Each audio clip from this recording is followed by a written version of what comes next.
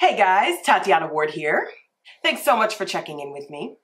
So this video is going to be all about brushes.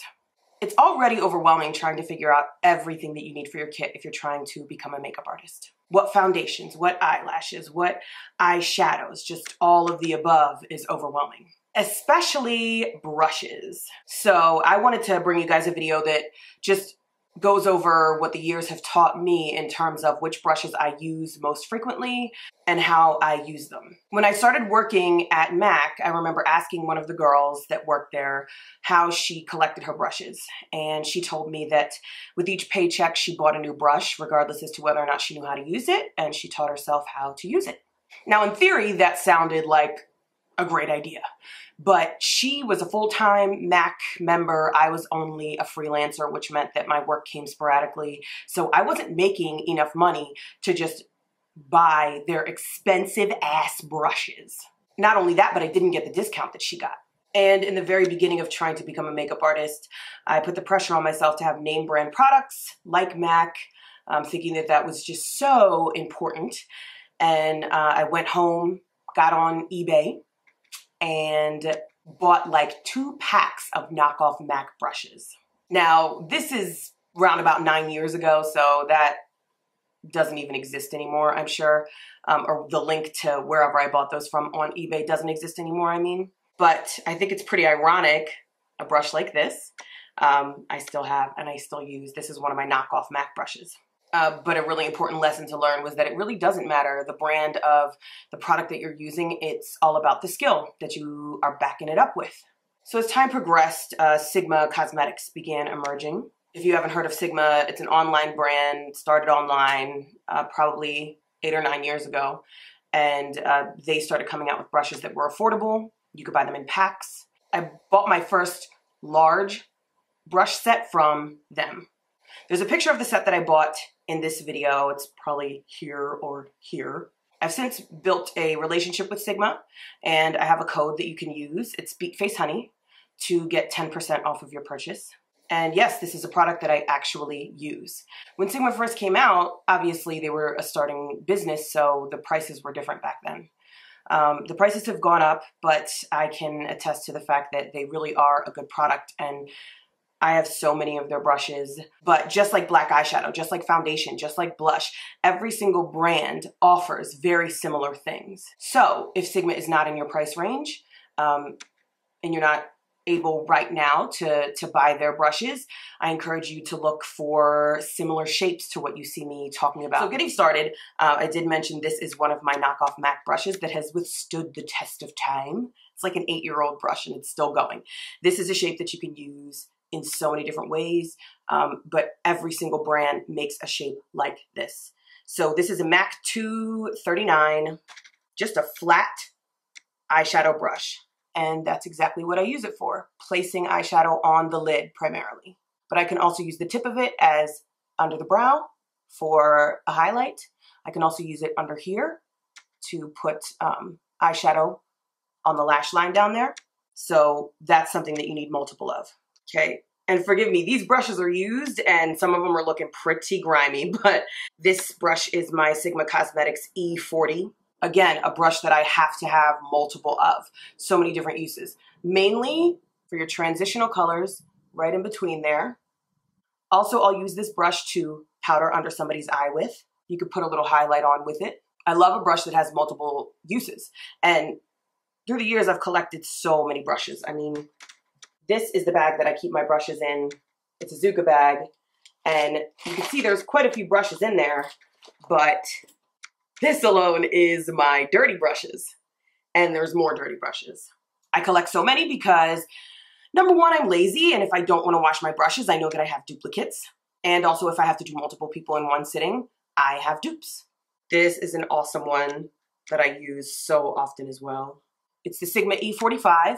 It's got a little point to it, and I'll get right in somebody's crease with that. Another one that does a very similar thing, get in that crease because it's more tailored and it's smaller so I can get better precision, is the MAC 221. I have multiple of these. Same thing, right there in the crease. Also, you can use this for your translucent powder. Getting right here in somebody's nose Something that's important to remember is that synthetic hair is different than just regular hair. Synthetic hair brushes is what I use for creams and also liquids. It spreads those kind of wet products better. So a synthetic angled hair brush, super important. This is what I'll use when I'm concealing under somebody's brow. I'm putting concealer or cream foundation under somebody's brow. I have a few of the E65s from Sigma. That's this brush.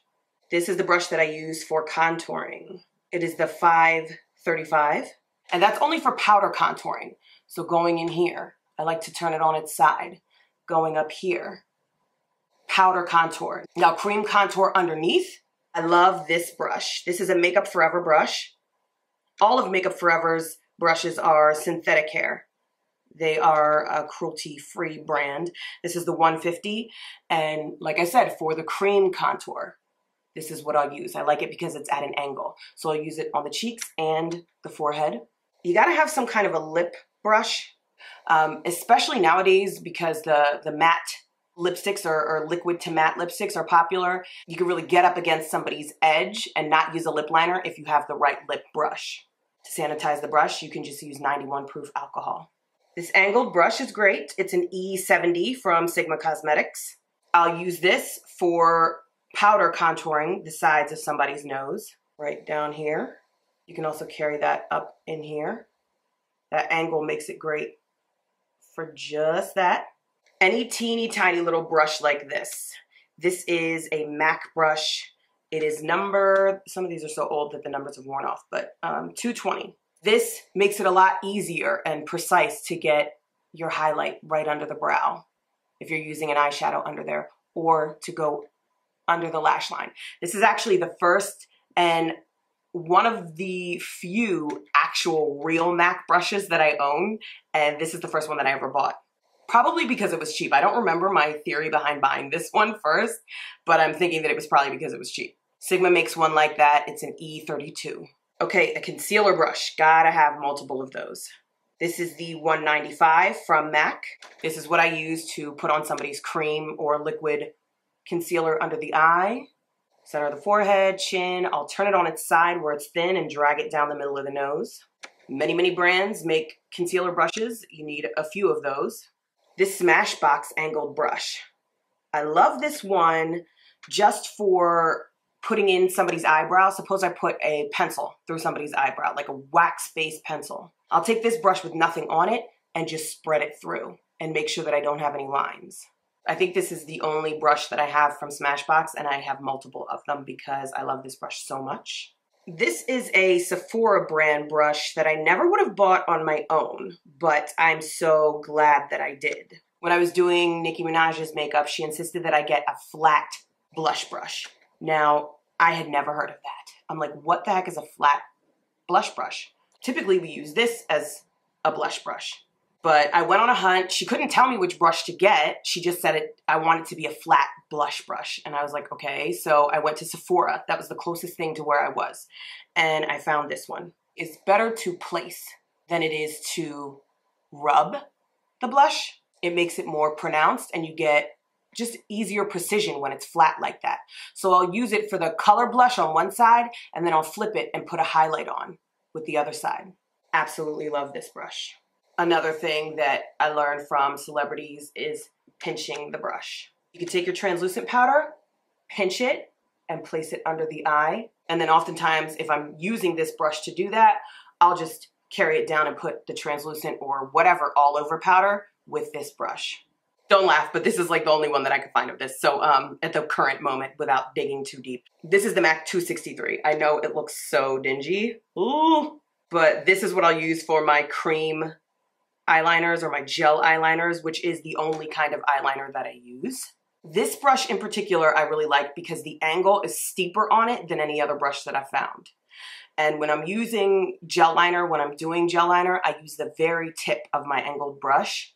And if the incline isn't steep enough, then I get the other bristles in there and I just like using the tip. And then I'll turn it on its side and drag it along the whole incline, I guess. But this MAC brush has a steeper tip that allows me to just use the tip when I want to use the tip. Have multiple of those. I love a good fan brush.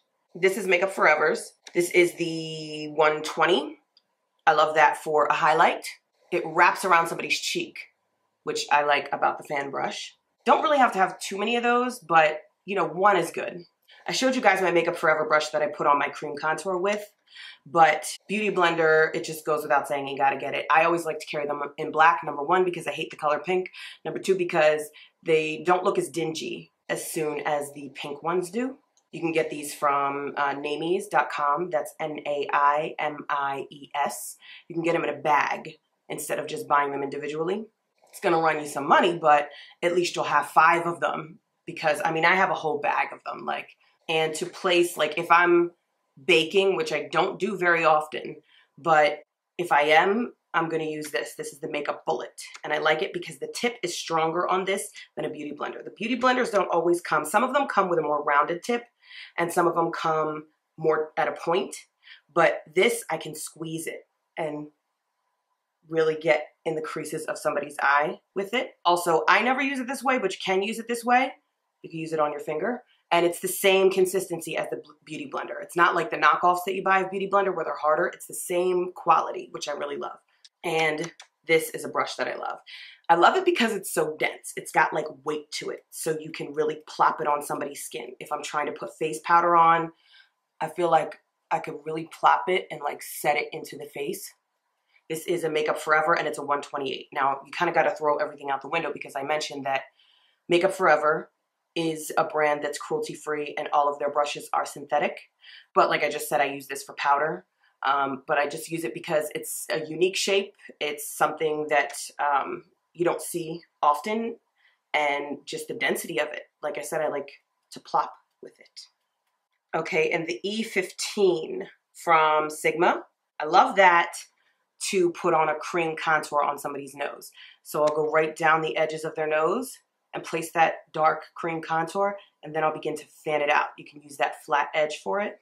And you'll notice that I don't have any stippling brushes, and I don't have any foundation brushes. And both of those kinds of brushes came with the set of knockoff MAC brushes that I got in the beginning, and the Sigma brushes that I got in the beginning. But I still, to this day, have not found a reason to use them. I much prefer my Beauty Blender. I feel like it presses into the skin better, doesn't leave streaks. But, you know, to each their own. And I encourage you to go on Sigma, use the discount code for the 10% off, and find a brush set that you really like, because those brushes will last you. It really is an investment. That being said, I understand that they are expensive. So if all you have right now is the means to buy a lesser expensive set of brushes just to use, you have to understand that they're more than likely, when you get discount sets, like the roller sets, you know, they tend to be all synthetic hair. And that's okay. You got to start somewhere. You have to learn with something. But if it's in your price range, get quality brushes so that they can last you. With the brushes that I just showed you, you can do an entire face and you're golden. And the objective really is to get to a point where, suppose you lost 50% of your brushes, you could do a whole face with 3 of them.